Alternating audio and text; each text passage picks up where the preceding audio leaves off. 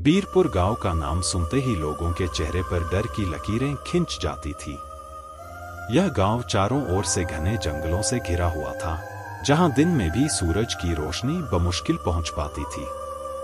गांव के लोग बेहद साधारण जीवन जीते थे, लेकिन एक बात थी जिसने उनकी रातों की नींद उड़ा रखी थी। गांव के बाहर स्थित मलिन कुटी और वहां होने वाले तंत्र मंत्र के खेल। मलिन कुटी एक पुराना जर्जर मकान था, जो गांव से करीब 2 मील दूर जंगल के बीचों बीच स्थित था। कई साल पहले वहां एक तांत्रिक आकर बसा था, जिसे लोग भैरवनाथ के नाम से जानते थे।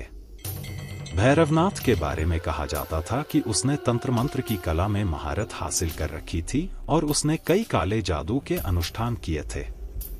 कुछ सालों के बाद वह अचानक गायब हो गया और मलिन कुटी वीरान हो गई।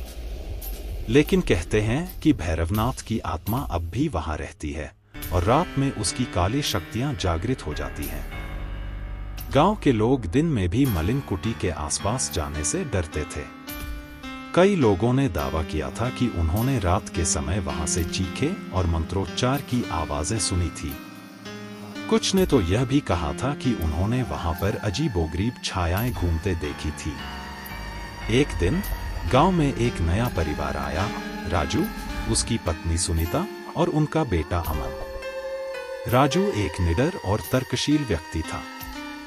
वह तंत्र मंत्र जैसी बातों पर बिल्कुल भी यकीन नहीं करता था। उसने गांव वालों की बातें सुनी, पर उन्हें बेतुका मानते हुए हंसी में उड़ा दिया।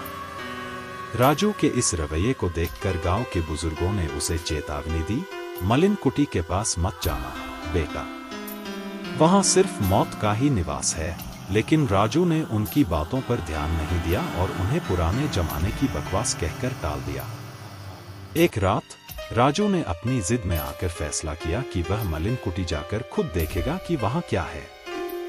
सुनीता ने उसे मना किया, राजू प्लीज मत जाओ, मैंने भी सुना है कि वहां कुछ अजीब होता है। लेकिन राजू ने उसकी बात नहीं मानी। उसने एक टॉर्च उठाई और अकेला ही जंगल की ओर चल पड़ा। जैसे जैसे वह मलिन कुटी के करीब पहुंचा, जंगल का सन्नाटा और भी गहरा होता गया। पेड़ों की शाखाएं हवा में हिल रही थीं, जैसे कोई अदृश्य शक्ति उन्हें झकझोर रही हो। अचानक उसे कुटी के अंदर से किसी के मंत्र पढ़ने की आवाज सुनाई दी। राजू के चेहरे पर एक हल्की मुस्कान आई। अच्छा, तो यह है लोगों के डर की वजह। उसने टॉर्च की रोशनी कुटी की ओर फेंकी और धीरे धीरे दरवाजे की ओर बढ़ा। दरवाजा चिरचिराते हुए खुला और अंदर एक अजीबोगरीब ठंडक थी, जैसे वहां बर्फ की चादर बिछी हो। अंदर का दृश्य बेहद डरावना था। दीवारों पर तंत्र मंत्र के विचित्र चिन्ह बने हुए थे। एक कोने में एक टूटी फूटी मूर्ति रखी थी, जिसके चारों ओर लाल रंग के धागे और नींबू मिर्च लटके हुए थे। अचानक कमरे के बीचों बीच एक अजीब सी धुंधली आकृति दिखाई दी। राजू ने अपनी टॉर्च की रोशनी उस ओर घुमाई तो देखा कि एक बूढ़ा आदमी सफेद दाढ़ी और लाल आंखों वाला काले कपड़ों में खड़ा है। राजू ने पूछा, तुम कौन हो? यहां क्या कर रहे हो? बूढ़े आदमी ने एक डरावनी हंसी के साथ जवाब दिया, मैं भैरवनाथ हूं, जो तंत्र मंत्र का खेल खेलता है वो यहाँ आता है, और जो यहाँ आता है वो लौटकर नहीं जाता। राजू को अब थोड़ा डर महसूस होने लगा, लेकिन उसने हिम्मत दिखाते हुए कहा, तुम्हारे डराने से कुछ नहीं होगा। मैं इन तंत्र मंत्र की बातों पर यकीन नहीं करता। भैरवनाथ ने अपनी उंगली उठाई और अचानक हवा में कुछ मंत्र पढ़ने लगा। कमरे का तापमान अचानक गिरने लगा और राजू को ऐसा लगा जैसे उसके पैरों के नीचे से जमीन खिसक रही हो। वह खुद को बचाने की कोशिश करने लगा, लेकिन उसके शरीर ने उसका साथ देना बंद कर दिया। अचानक राजू ने महसूस किया कि उसकी टॉर्च की रोशनी मंद हो रही है और वह धुंधली आकृति धीरे धीरे उसके पास आ रही है। भैरवनाथ की हंसी कमरे में गूंजने लगी और उसके हाथ से एक काला धुआं निकलकर राजू की ओर बढ़ने लगा। राजू ने चीखने की कोशिश की, लेकिन उसकी आवाज जैसे किसी ने छीन ली हो। सुबह होते ही सुनीता को चिंता हुई कि राजू अभी तक घर नहीं लौटा। वह गांव वालों के साथ मलिन कुटी की ओर चल पड़ी।